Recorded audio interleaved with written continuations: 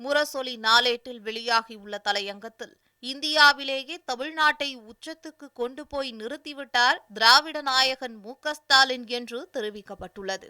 இது மகத்தான சாதனையாகும். யாராலும் செய்ய முடியாத சாதனையாகும். இந்த சாதனை சாதாரணமானது அல்ல. இந்தியாவின் மற்ற மாநிலங்களை காட்டிலும் பொருளாதார வளர்ச்சி விகிதத்தில் தமிழ்நாடு புதிய உச்சத்தை அடைந்து விட்டதாக சொல்வது ஒன்றிய அரசின் திட்ட அமலாக்கத்துறையாகும். 9.69 விழுக்காடு வளர்ச்சியுடன் இந்தியாவிலேயே மிக அதிக விகித வளர்ச்சியை பதிவு செய்துள்ளது தமிழ்நாடு. இந்தியாவின் பிற மாநிலங்களை விட இது அதிகம் என்பது ஒன்று. தமிழ்நாட்டின் வளர்ச்சி எவ்வளவு இருக்கும் என்று மதிப்பீடு செய்யப்பட்டதை விட இது மிக அதிகம் என்பது இரண்டாவது. 10 ஆண்டு காலத்தில் இத்தகைய உச்சத்தை தமிழ்நாடு என்றும் எட்டியதே இல்லை. 8.57 விழுக்காடாக இருந்த தமிழ்நாட்டை தொடர்ச்சியாக 7 என்ற எண்ணிக்கைக்கு பின்தங்க வைத்தவர் பழனிசாமி. கோவிட் தொற்றை அவர் காரணமாக சொன்னாலும் அவரது கையாலாகத்தனம்தான் இதற்கு முழுமுதற் காரணம் என்று முரசொலி குற்றம் சாட்டியுள்ளது. அனைவரையும் உள்ளடக்கிய திராவிட மாடல் ஆட்சியை அமைத்த முதலமைச்சர் மு.க.ஸ்டாலின் 8.13 விழுக்காடு, 8.23 விழுக்காடு என படிப்படியாக உயர்த்தி இன்றைய தினம் 9.69 விழுக்காடாக உயர்த்தி தமிழ்நாட்டை இந்தியாவில் அனைத்து மாநிலங்களையும் விஞ்சிய வளர்ச்சியாக உயர்த்தி காட்டிவிட்டார் என்று கூறப்பட்டுள்ளது. தமிழ்நாடு அரசு முதன்முதலாக மார்ச் 2025 இரண்டாம் வாரத்தில் வெளியிட்ட பொருளாதார ஆய்வறிக்கையில் முன்கணிப்பு செய்யப்பட்ட வளர்ச்சி வீதத்துடன் ஒன்றிய அமைச்சகம் வெளியிட்ட உண்மை வளர்ச்சி வீதம் ஒத்துப்போவது குறிப்பிடத்தக்க அம்சமாகும். இந்த பொருளாதார ஆய்வு 8 விழுக்காட்டுக்கும் மேல் வளர்ச்சி இருக்கும் என கணித்திருந்தது. சென்னை பொருளியல் நிறுவனத்தின் மூத்த பொருளாதார வல்லுநர்கள் முனைவர் சி. ரங்கராஜன் மற்றும் முனைவர் கே.ஆர். சண்முகம் ஆகியோர் ஜூலை 2024 ஆண்டில் வெளியிட்ட ஆய்வு கட்டுரையில் தமிழ்நாட்டின் வளர்ச்சி வீதம் 9.3 விழுக்காடாக இருக்கும் என்று கணித்திருந்தனர். இறுதியில் மேல் குறிப்பிட்ட 2 மதிப்பீடுகளையும் தாண்டி அதிக வளர்ச்சியை தமிழ்நாடு பெற்றுள்ளது. ஒன்றிய புள்ளியியல் மற்றும் திட்ட அமலாக்க அமைச்சகத்தின் இணையதளத்தில் குஜராத், பீகார், உத்தரப்பிரதேசம் உள்ளிட்ட 14 மாநிலங்கள் மற்றும் யூனியன் பிரதேசங்களின் 2024-25 ஆண்டுக்கான வளர்ச்சி வீதம் குறித்த தரவுகளை பதிவேற்றம் செய்யவே இல்லை. கொரோனாவில் எத்தனை பேருக்கு ஊசி போட்டோம், எத்தனை பேர் பாதிக்கப்பட்டார்கள் என்ற தகவல்களையே பதிவேற்றம் செய்யாத மாநிலம் உத்தரப்பிரதேசம் என்பதை நாம் அனைவரும் அறிவோம்.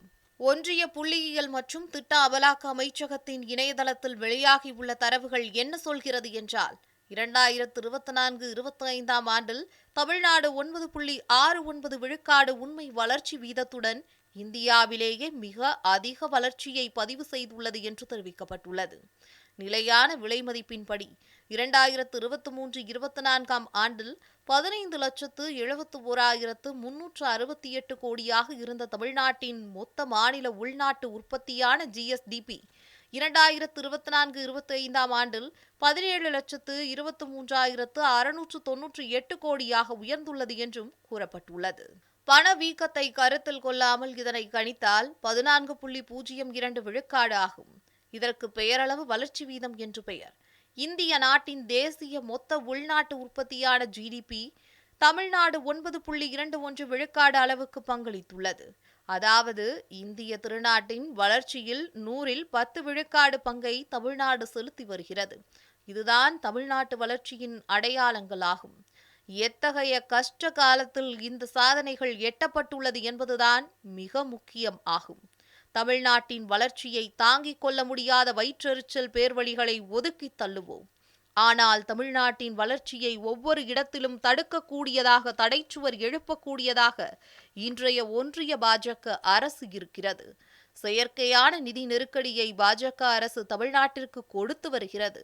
அதிகமான வரி தரும் தமிழ்நாட்டுக்கு பொறியளவுக்கு கூட நிதி தருவது இல்லை.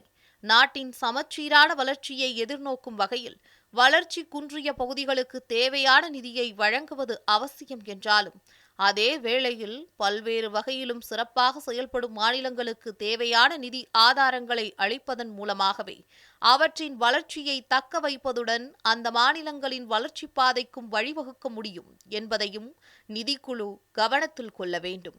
சிறப்பாக செயல்படும் மாநிலங்களுக்கான நிதியை குறைத்து வளர்ச்சியை எதிர்நோக்கும் பகுதிகளுக்கு நிதி ஆதாரங்களை மடைமாற்றுவதன் மூலம் ஒட்டுமொத்த நாட்டின் வளர்ச்சி பாதிக்கப்படுவது மட்டுமின்றி வளர்ச்சி குன்றிய மாநிலங்களுக்கு இறுதியாக கிடைக்கும் வரிப்பகிர்வும் குறைந்துவிடும் என்பதே உண்மை என்று நிதிக்குழுவிடம் முதலமைச்சர் சொன்னார். அந்த அளவுக்கு நம்மை நிதி நெருக்கடியில் தள்ளிவிட்டுள்ளது ஒன்றிய அரசு. இதெல்லாம் பாஜகவுக்கு புரியாதவையாகும். நிர்மலா சீதாராமன் என்று ஒருவர் நிதி அமைச்சராக இருக்கிறார். அவருக்கும் நிதிக்கும் தொடர்பு இல்லை. தமிழ்நாடு என்ற பெயரே இல்லாமல் ஒன்றிய நிதிநிலை அறிக்கையை தாக்கல் செய்கிறார். அதிமுகவை கைப்பற்றும் முயற்சிகளில் அவர் இறங்கியிருக்கிறார். அவரிடம் இருந்து தமிழ்நாட்டுக்கு என்ன நன்மை கிடைக்கும்? இவரை போன்ற ஜென்மங்களை பற்றி கவலைப்படாமல் தான் ஆட்சி நடத்தி கொண்டிருக்கிறார் முதலமைச்சர் அவர்கள். 9.69 விழுக்காடு வளர்ச்சி என்பது பொருளாதார வளர்ச்சி மட்டுமல்ல. இதன் மூலமாக அமைதியான மாநிலம் தமிழ்நாடு என்பது உறுதியாக இருக்கிறது.